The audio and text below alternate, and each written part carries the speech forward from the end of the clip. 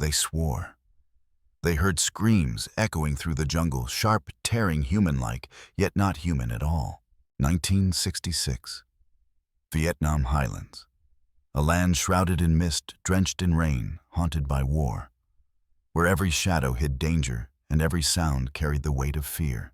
That night, a team of Green Berets stumbled into something no training manual had prepared them for. A story that belonged less to the battlefield and more to the unknown. The after-action log was brief, almost cold. Just a few words scratched across the page. Encounter with unidentified ape-like creatures. Hostile. Casualties possible. Then it ended abruptly, like a sentence cut short before the truth could escape. Survivors spoke years later, voices trembling, describing arms too long for any man, eyes glowing like embers, and the dark bodies rushing from the tree line as if the jungle itself had risen to devour them. For the villagers, there was no mystery. They had always whispered of the rock people, guardians of the mountains, watchers in the mist, punishing trespass without mercy. The military files were sealed, the words locked away behind stamps of denial. But the story itself, it never died. It lingered in the screams, in the silence in the eyes of those who came back, carrying memories too heavy to name. In the declassified files, only fragments remain. Pages torn, lines abruptly ending, words smudged into unreadable stains, as if even the paper itself wanted to forget. Yet even those scattered fragments are enough to draw a picture that chills the spine. A Green Beret detachment was dispatched into the Western Highlands, close to the borderlands, where the jungle pressed in like a living wall, dense, suffocating alive. Rivers cut through the valleys like scars. The canopy swallowed the light. Silence, there was not peace. It was pressure. A silence heavier than gunfire, heavier than sleep. Their orders were simple, clinical, stripped of drama reconnaissance. Establish a forward camp. Secure a corridor for supplies. On paper, it was just another mission in the endless grind of war. Nothing unusual. Nothing beyond the realm of training manuals. But the jungle does not obey paper. And from the beginning, unease bled into the record. The very first patrol log hinted at what was to come. Area dense with wildlife. Unusual screaming at night. Species unknown. Just one line, flat, cold. Yet hanging there like a warning ignored. No explanation, no elaboration. No one dared to put into words what they felt. That first night, the silence cracked. Not by insects, not by the hum of distant artillery, but by a roar. Guttural, violent, rolling across the valley, shaking the leaves loose from branches. Not tiger, not monkey, not anything the men had heard in all their training. A sound that carried rhythm almost like language, but stripped bare, twisted, primal. Something between man and beast. Raw, unearthly. One soldier, barely 20, pressed his shaking hand into his notebook.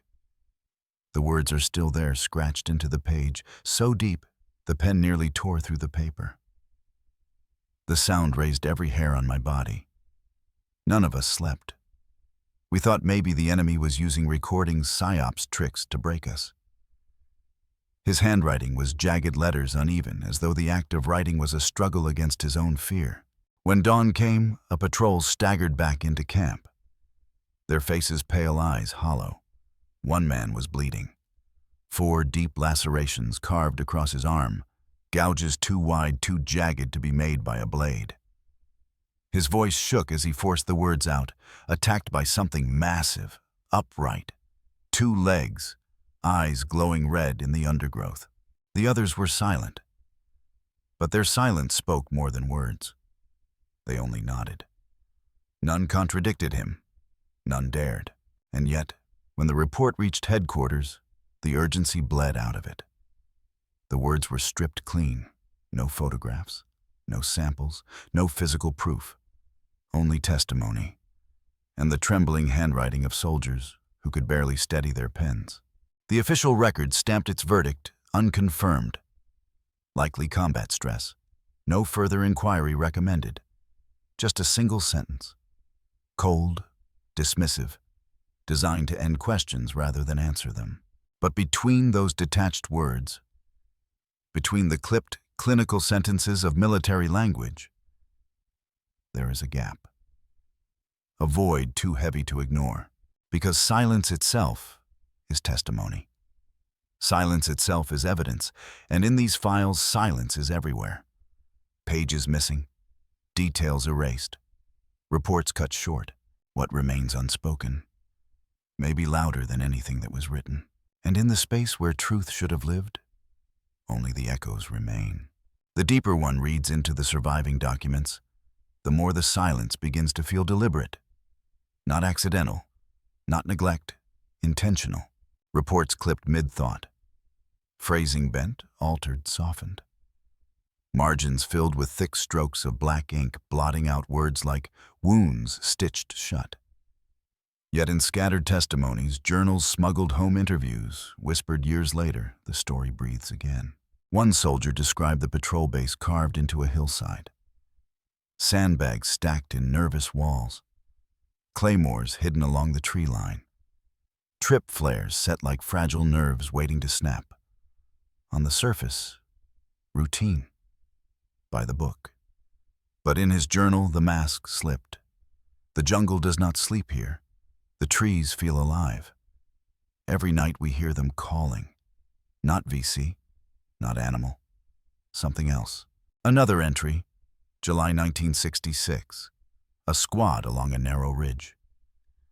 Sergeant Collins reported stones hurled from the tree line. Not pebbles, not warning shots. Rocks so heavy they cracked a rifle stock in two. His written words still exist. We returned fire. No targets visible. Movement in foliage. Large shadows upright. His sentence stops there, mid-line. Ink trails into silence. The next page is blank. A debrief transcript partial, smudged, faded. A medic under questioning. He spoke slowly, hesitating as if language failed him. The wounds are not shrapnel, not claws of tiger. Too straight, too deep, 4 gouges parallel. If I didn't know better, I'd swear it was man-made. But no blade, no steel could do this. His words end abruptly. In the margin scrawled in darker ink, not relevant to mission. Survivors remembered another night, one that none of them could shake.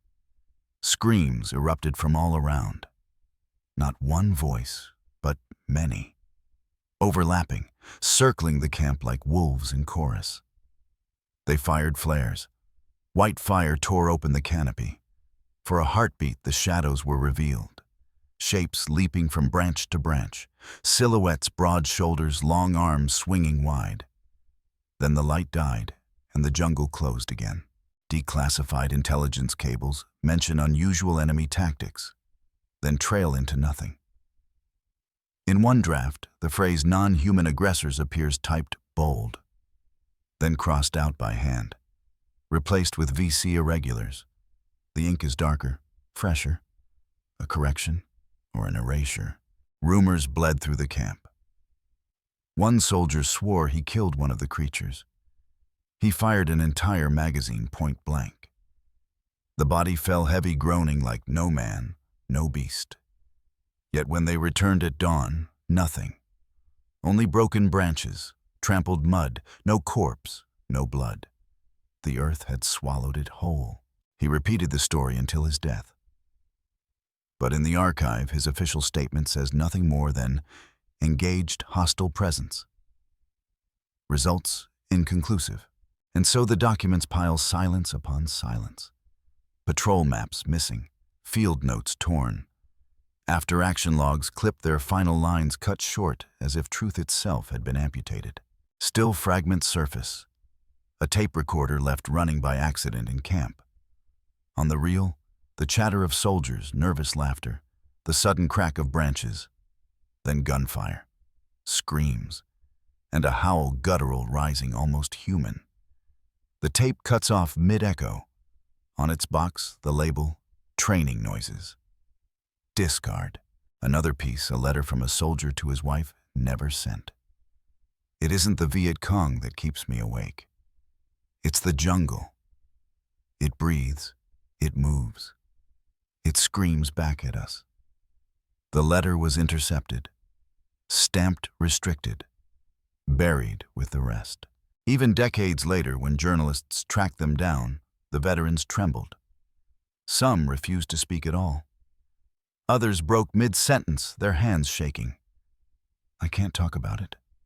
Not because I forgot, but because I remember too well. Another, staring into the distance, whispered, "They were there. They wanted us gone. The jungle was theirs, not ours." And so between the lines, between the blacked-out words, between the empty spaces, where reports should be the shape of the truth emerges. It is not in the words preserved. It is in the words erased. Not in what is said, but in what is silenced. Because silence is not absence. Silence is choice. Silence is evidence. And here in the jungles of Vietnam, silence roars louder than any scream. Long before the war ever scarred these highlands, the people who lived here walked with stories that reached farther than memory itself. Stories not carved into stone, not inked into books, but carried in voices whispered in the smoke of evening fires, retold beside bamboo groves, passed from grandfather to father to son, woven into the rhythm of drums that echoed through the mist. They spoke of beings that were neither man nor beast. Taller than hunters, broader than warriors, their skin hidden beneath coarse hair. Their steps shook the earth, their eyes glowing in the dark like embers carried from the fire. To the villagers, they were the Ngui Da, the rock people, guardians of the mountains, keepers of the jungle, judges of any who crossed into forbidden ground. Children were warned, never stray beyond the carved stones that marked the village edge. Mothers whispered to them at night, do not answer voices from the ravines, no matter how familiar. Hunters, before stepping into the groves, left offerings, bits of rice, drops of rice wine, sometimes a chicken feather. It was not ritual for show. It was survival. Every family knew where not to go. The ridges that echoed with cries of the missing, the valleys where firewood would not burn, the waterfalls where voices answered back, though no one stood behind the spray. These were not fairy tales for children. They were rules. Rules that kept people alive. Rules that drew a line between the world of men and something older. One elder remembered a caravan of traders who vanished decades earlier. They moved through a narrow gorge, carts laden with salt and cloth. That night, whistling sounds followed them, low rhythmic circling from both sides of the cliffs. By morning, only half the men stumbled out, the rest gone. Their carts smashed on the rocks below, their goods scattered in the riverbed. The survivors swore they had been warned. The gorge belonged to no one except the guardians. Another tale told of a hunter who returned to camp with blood on his spear. He claimed to have struck something immense, something upright. That night, the wind carried a new sound, not animal, not storm, a groaning, deep, mournful. By dawn, his family's hut was torn apart, the hunter himself gone. In his place, circling the ashes of the fire prints, too large for any man pressed deep into the earth. The wedding story was spoken of often, each retelling sharper than the last.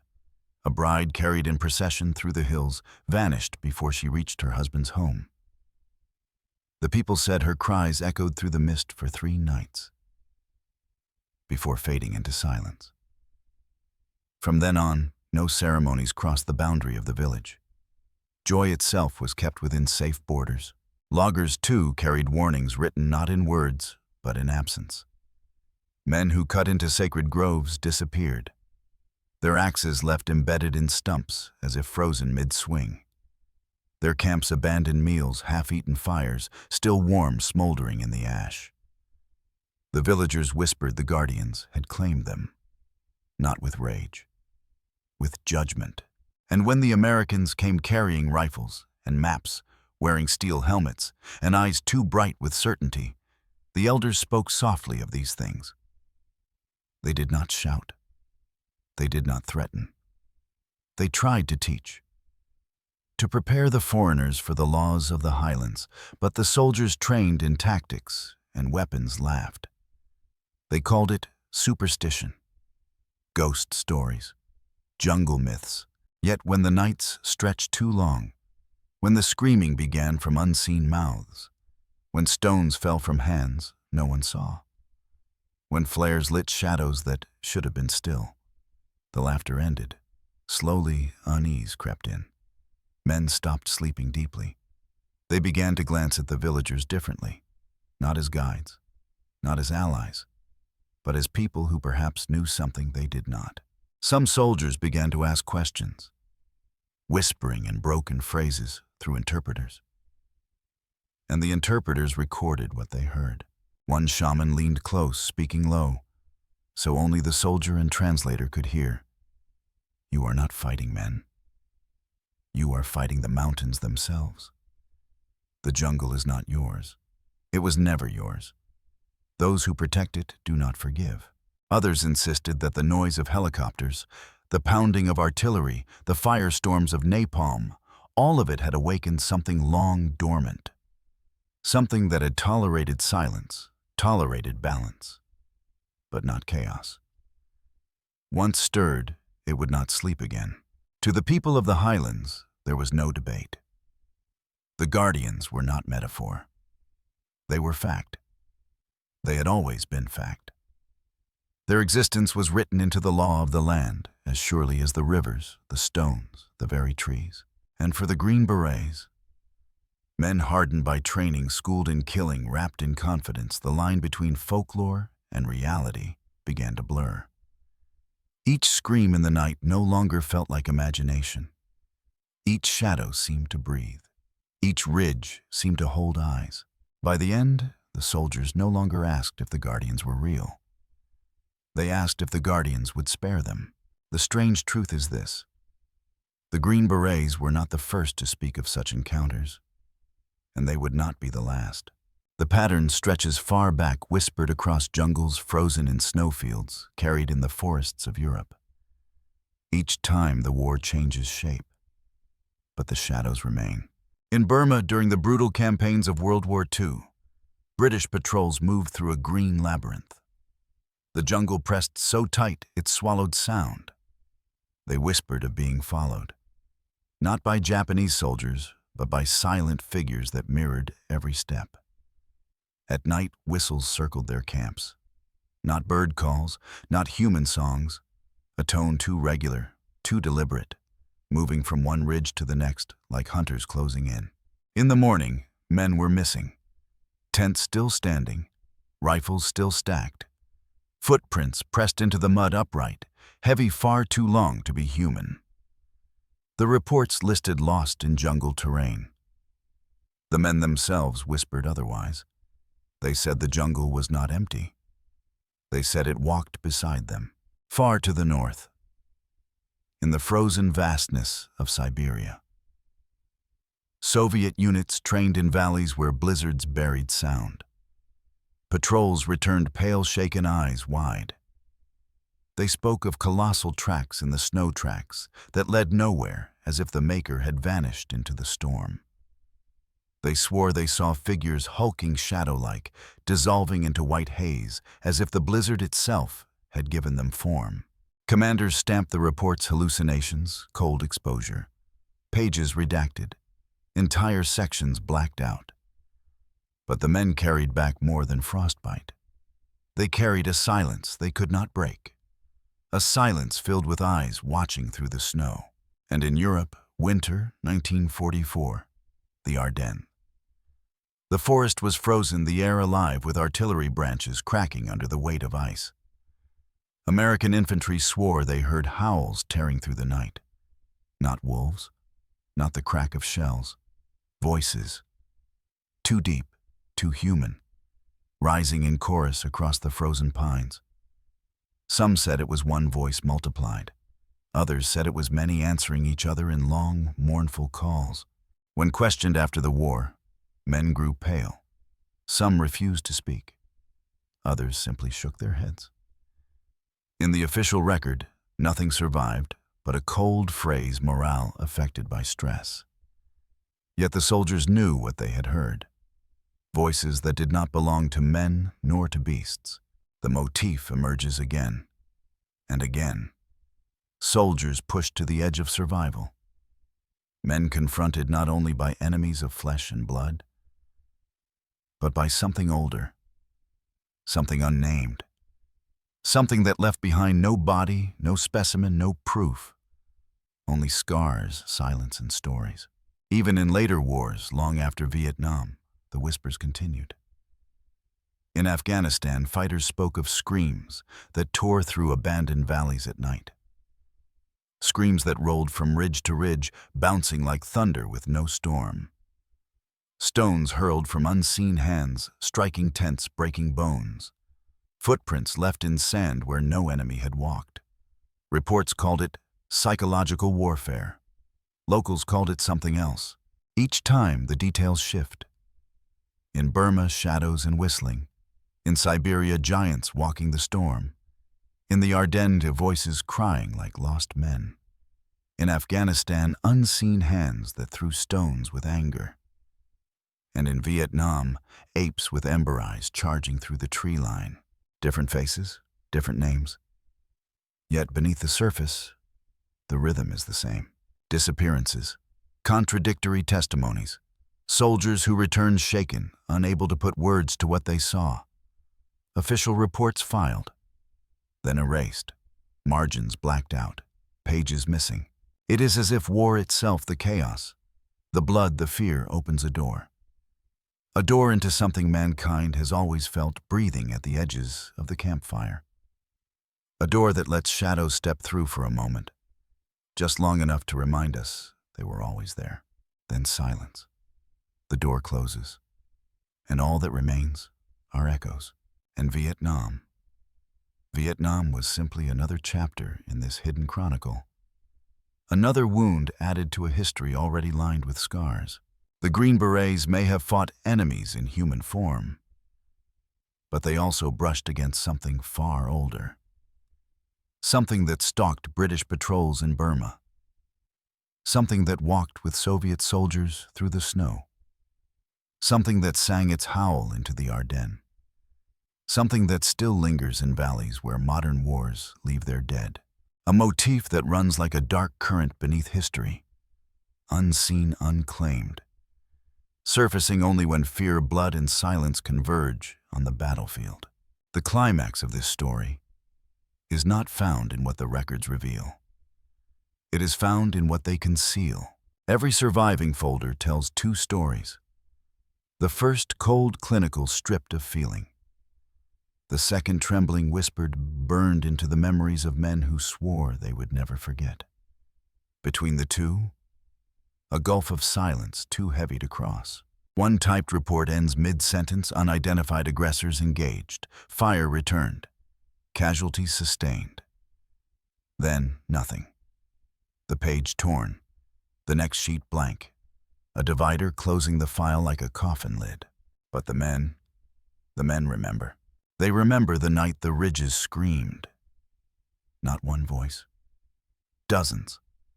A ring of sound rising and falling like a fire around them.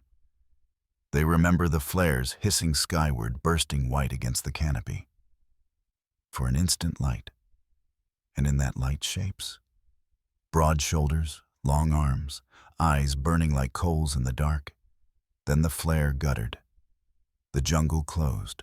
Gunfire erupted. Explosions tore the air. Grenades rolled into the trees.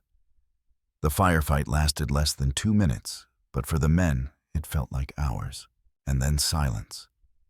A silence so complete it crushed the chest. When dawn broke, they searched. Some swore one creature had fallen groaning in the mud. But the clearing was empty. No body, no blood. Only churned earth and broken branches, as if the jungle itself had swallowed the proof. One soldier years later, His voice barely above a whisper said, "I saw my friend dragged away." He screamed once, and then he was gone. In the record, that man was MIA. No mention of claws, no mention of eyes, no mention of what pulled him into the dark, only 3 letters, MIA. A medic interrogated in a closed debrief described wounds he could not explain. 4 parallel gashes deep enough to expose bone. Not shrapnel, not a knife, not the claws of any known animal. He said if I didn't know better, I'd think it was carved by a machine. But no blade makes marks like that. No steel cuts like that. His statement ended in the margin with 3 words in fresh ink, irrelevant. Disregard. Across several reports, faint words surfaced, non-human entities engaged. Each time struck out in thick black ink. Above them, darker handwriting appears, hostile irregulars. The revision obvious, the cover deliberate. The men whispered of cover-ups. Some believed higher command had seen enough and wanted silence. Others thought the jungle had left its mark too clearly to be admitted. Stress, hallucination, folklore. The labels multiplied. But scars do not lie. Nightmares do not lie. A letter never delivered tells the same story. It isn't the Viet Cong that keeps me awake. It's the jungle itself. It breathes. It moves. And sometimes, it screams back at us. The letter was intercepted, filed, stamped restricted. Decades later, journalists asked veterans to speak. Many refused. Some broke mid-sentence. One man shook his head, saying, "I can't talk about it. Not because I forgot, but because I remember too well." Another, hands trembling, whispered, "We weren't alone. They wanted us gone. The jungle was theirs, not ours. And here lies the true climax. Not in what remains, but in what is missing. The gaps, the erasures, the black lines across once living words, the contradictions between scar and sentence. Silence itself becomes testimony. Silence is evidence. Silence is choice. And when silence weighs heavier than words, it tells a story louder than any report could dare. A story of shadows that stalked men through the highlands of Vietnam, leaving no body, no specimen, no trace. Only fear. A story that does not end in ink, but in screams, echoing through the jungle. Long after the rifles cooled, long after the men went home, long after the war itself had ended, because wars end. But some echoes never do. The files were sealed. The reports locked away in iron cabinets stamped classified, restricted, do not release. But paper cannot bury memory. Stamps cannot silence screams. Even now, decades later, when the war has faded into textbooks and monuments, the echoes remain. Ask the veterans and watch how their eyes shift. Some glance at the floor. Some stare into the distance as if searching through the mist of those hills once more. Their voices lower. Some refuse to speak at all. Others allow only fragments to slip through. A roar that tore the night. A comrade who never came back. Eyes glowing like coals staring from the tree line. And in those fragments, in the words left unsaid, lies the shape of something too heavy for language. The villagers never doubted. For them, the guardians were not myth. They had always been real. The war did not summon them, it disturbed them. Like smoke shaken from a long dormant fire.